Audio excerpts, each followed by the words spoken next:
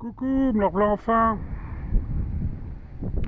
Bon, après 2 mois d'absence, de bonnes vacances, comme vous pouvez le constater, il n'y a pas eu trop d'évolution sur la maison. Mis à part quelques finitions de maçonnerie. Donc sur la cheminée, il y a le chapiteau de la cheminée en briques qui a été refaite. Le maçon doit encore revenir pour décrépir la cheminée et refaire un enduit correct, de manière à pouvoir refaire un solin, une étanchéité avec la toiture correcte. Là, sur la porte, il y a le seuil qui a été posé avec le regingot. Même chose sur la fenêtre, parce que au montage du mur, je sais plus, il y a dû y avoir un loupé, donc il a reposé une pierre au-dessus, ça fera un peu plus épais que de l'autre côté. Mais au moins ça permettra d'avoir une bonne étanchéité et une bonne pose de la menuiserie. À l'intérieur, ça donne ça. Donc on s'aperçoit aussi qu'il y a des arrases, des bandes de repos pour la menuiserie qui ont été faites. Pareil pour la porte.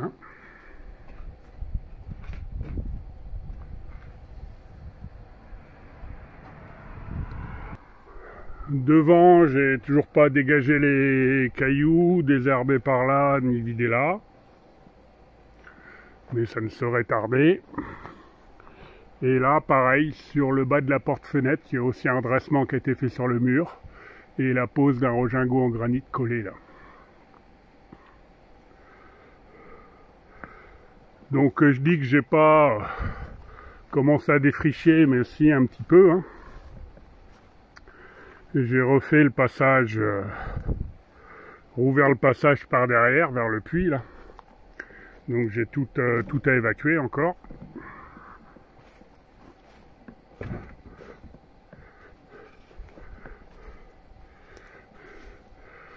Et là, j'ai continué à dégager le puits, du moins ce qu'il en reste. Le dessus du puits et derrière, toutes les ronces derrière. Là, les fougères ont repoussé là, pendant que j'étais en vacances. Donc je ne les ai pas encore retraitées. Mais sachant que toute cette zone-là, il va falloir que je la nettoie. Et après, une fois que tout le gros sera dégagé, les différents bois, etc. Ça, c'était des tuyaux PVC qui étaient. Il me reste des tôles au bout, là-bas, le long de la maison. Je vais venir avec la mini-pelle pour travailler tout ça. Et il faudra que je replante aussi mon talus ici avec les lauriers. Le tracteur, il est là parce que j'ai arraché les souches qui étaient là. Et tiré également les gros bois qui restaient des bois qui étaient abattus. Les souches, elles sont là. Ma grue, je m'en suis pas encore occupé. Même si j'ai commencé à m'occuper de grumes, mais pas de celle-là, d'autres plus pratiques. Pour tester ma nouvelle scie, mais ça j'y reviendrai plus tard dans une autre vidéo. Bon, je vous mettrai peut-être un teaser en fin de cette vidéo sur le sciage.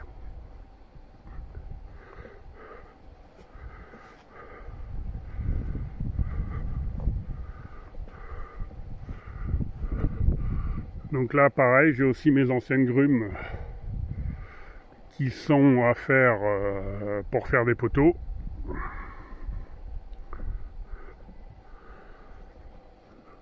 Là, j'ai fini mon château d'eau, donc j'ai ramené une 3e cuve.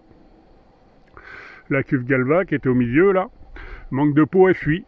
J'ai des petites fuites dedans. Donc c'est vraiment tout petit, c'est des points de corrosion comme, je sais plus, j'en ai une par là. Donc je sais pas trop comment réparer ça, je vais me renseigner. Mais en attendant, ça me permet d'avoir 2000 litres quand même. Donc ça suffit pour la serre.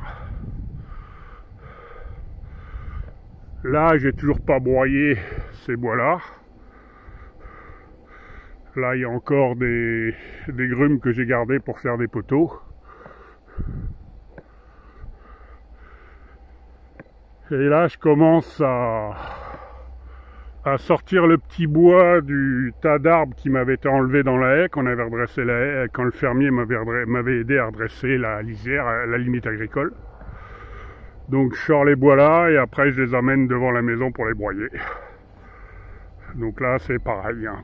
Ça a repoussé, on voit même plus mon tas, on voit même plus les arbres qui sont là.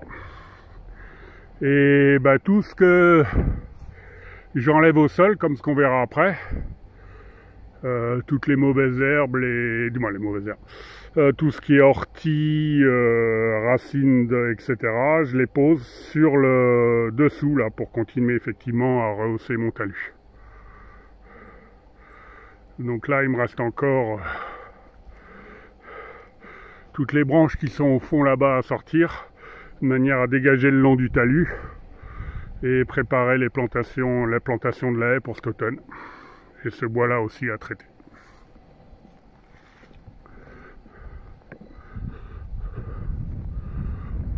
Autrement, côté jardin, la serre je me suis pris tard, hein, donc tomates sont toujours pas mûres, mais par contre au mois d'août on a eu des concombres tous les jours, donc ça c'est une bonne chose. Donc je vais vous montrer ça.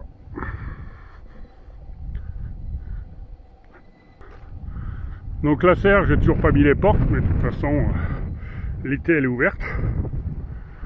Donc là vous avez les tomates, hein. Il y a certaines tomates qui sont formées. Là c'est des haricots grimpants, les pieds de concombre qui ont été grandement effeuillés. Donc j'en ai là. Là j'ai un pied de courgette aussi que j'avais en trop. Et les autres ici, donc ils ont bien donné. Mais à un moment les feuilles ont été malades, etc. Donc j'ai préféré tout effeuiller. Et autrement les pieds de tomates ils sont de l'autre côté. Donc vous en avez qui sont bien formés des tomates. Hein. Mais bon, il n'y en a pas encore mangé. Et pour l'instant, pas de mildiou.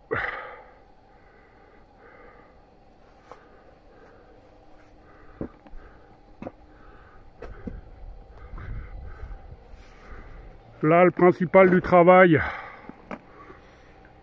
cet été, ça a été ça. Ça a été commencé à dégager le sol ici, là, pour mettre une bâche de 6 mètres par 10 mètres de long, de manière à pouvoir entreposer des choses. Parce que sur cette bâche-là, qui est ici, il y a un abri tunnel de 12 mètres qui est prévu. Hein. Donc entre autres, j'aurai pas mal de bois à mettre. Bois de construction, hein. Donc là j'ai continué au bout là. Là tout le tas qui est ici là je l'ai enlevé, hein, parce que c'était dans cet état là. Donc là j'en fais ça à peu près plat. Donc comme c'est pas facile, la mini pelle est trop courte pour niveler, j'ai toujours mes barres et ma règle, hein. 2 barres au sol. Le but là c'est d'aller au moins jusqu'au bout de la bâche de la braie tunnel, là, donc encore faire 4-5 mètres plus long, là, de manière à pouvoir bien reposer la bâche et commencer à poser la braie tunnel, sachant que dans l'axe, mais il faudra que je dégage la grume et tout le reste avant, j'aurai aussi une autre serre tunnel, un gros tunnel dans cet axe-là. La question que je me pose, c'est est-ce que j'enlève ou pas les pieds de Troène qui sont là, je sais pas encore. Donc, pourquoi je fais ça maintenant? Parce que j'ai besoin de terre pour emblayer derrière en hangar. Je me suis fait avoir au printemps avec la pluie, j'avais commencé à le faire, mais trop humide pour continuer à travailler avec des engins lourds. Parce qu'on s'aperçoit qu'au niveau sol, j'ai quand même presque 20 cm à récupérer en hauteur. Donc ça fait trop de terre à remuer. La terre, elle vient de là. Hein. Elle vient de là. Si c'est trop humide. Bon là j'ai arrêté parce que j'ai une vieille vigne qui est là, que je voudrais marcoter pour essayer de la récupérer, parce que le pied est là-bas au pied du sapin et je vais être obligé de la couper.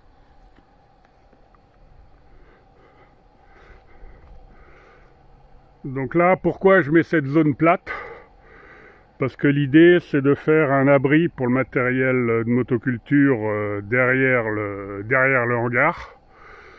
Donc là j'ai 10 mètres de largeur sur le hangar, mais au départ ce ne serait pas un abri de 10 mètres de large, pour la simple et bonne raison que j'ai mon forage qui est ici. Et mon forage pour l'instant j'ai toujours pas remis en route, donc si jamais il faut sortir la pompe, elle est au bout du tuyau, donc à 50 mètres plus bas, donc il faut que je laisse la zone libre ici pour pouvoir accéder au-dessus du forage. Après on continuera. Le jardin dans son jus, hein. Là il y a les haricots verts qui commencent tout juste à donner. Les pieds de ma pépinière là, avec mon saule, j'ai quelques cerisiers, là vous en voyez en milieu qui sont repartis, mais pas grand chose. Hein, j'en ai pas beaucoup là en définitive. Là par exemple celui-là est crevé. Les saules par contre sont repartis, mais ça c'était prévisible. Là les poireaux se portent bien. Beaucoup de pertes dans le semis de carottes, mais ça j'ai l'habitude, mais ça permettra quand même d'avoir des carottes, hein. Donc ça permet d'optimiser la planche de culture. Là c'est toujours du haricot grimpant qui ont été posés tard, hein, toujours pas commencé à récolter. La rhubarbe que j'ai transplantée qui se porte bien. Et derrière vous avez 2 pieds de courgettes, il y en avait 3 mais le 3e a crevé, je sais pas pourquoi, mais de toute façon j'en avais trop donc ça tombe bien. Et là c'est des choux de Bruxelles. Et ça, je suis en train de voir que le dernier je ne l'ai pas tutoré, là il va falloir que je le tuteur aussi.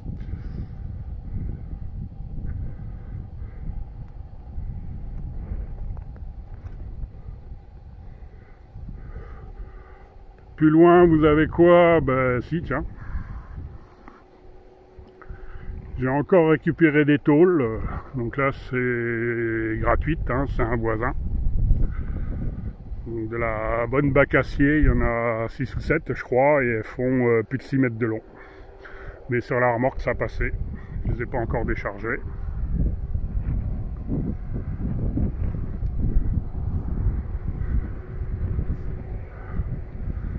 On a mangé nos premières figues, hein. Donc là vous en avez une encore qui mûrit, là, qui n'est pas tout à fait mûre, hein. Donc je les protège quand même quand elles commencent à être mûres pour les oiseaux. J'ai mangé quelques prunes aussi, quelques cerises. Il y a un coin qui pousse mais pas grand chose. Par contre, mauvaise surprise cet été, j'ai un prunier qui est mouru. Donc dans sa 2e année, c'est bizarre. Je sais pas ce qui s'est passé. Mais bon, je pense qu'il est mort celui-là.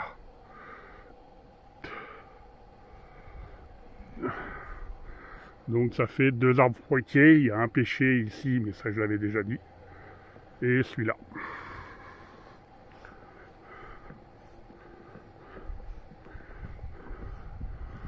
Donc voilà. Et comme je disais que j'enlevais du petit bois sur mes têtes de chêne, tiens, il y en a une 2e là, une figue. Je l'avais pas vue celle-là. Donc là je vais aller les protéger. Avec la remorque du motoculteur, là je ramène les branches. Et quand je repars au talus, je mets tout ce qui est ortie et tout que j'ai arraché dedans. Donc ça m'évite de faire les trajets avec la remorque vide. Et le broyeur, il est toujours en place. Donc là, c'est ce que je viens de broyer. Et ça va dans les allées du jardin, du côté des haricots, avant de piétiner trop pour les récolter. Ça permet de refaire le broyat. Et là, j'ai ramené mes piquets en acacia ici. Et dessus, je mets tout mon bois qui a 2 ans. Le cerisier, les choses comme ça. De manière à pouvoir l'avoir sous la main pour le brûler cet hiver. Et dans la niche à côté, sur le lit qui est à côté, je pense que je vais mettre tout le chêne, etc. que j'ai récupéré, les petites branches que je broie pas. Même si c'est du petit diamètre. À sécher encore pendant au moins 1 an. Donc voilà. Pas de nouvelles, pas trop d'évolution. Mais bon, c'était les vacances.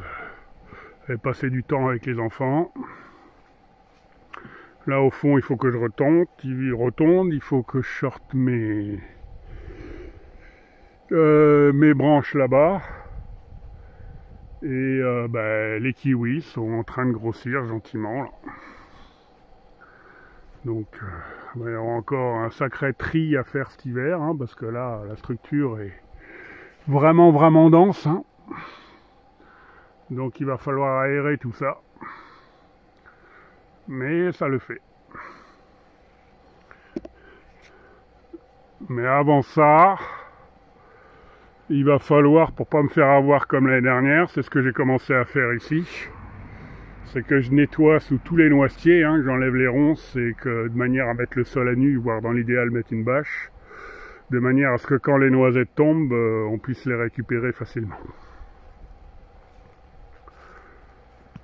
Sur ce, je vais vous dire à la prochaine. Donc je sais pas si ça sera un journal de bord sur la maison ou sur le sillage d'avivé pour couvrir le futur toit du garage qui est ici là, en priorité.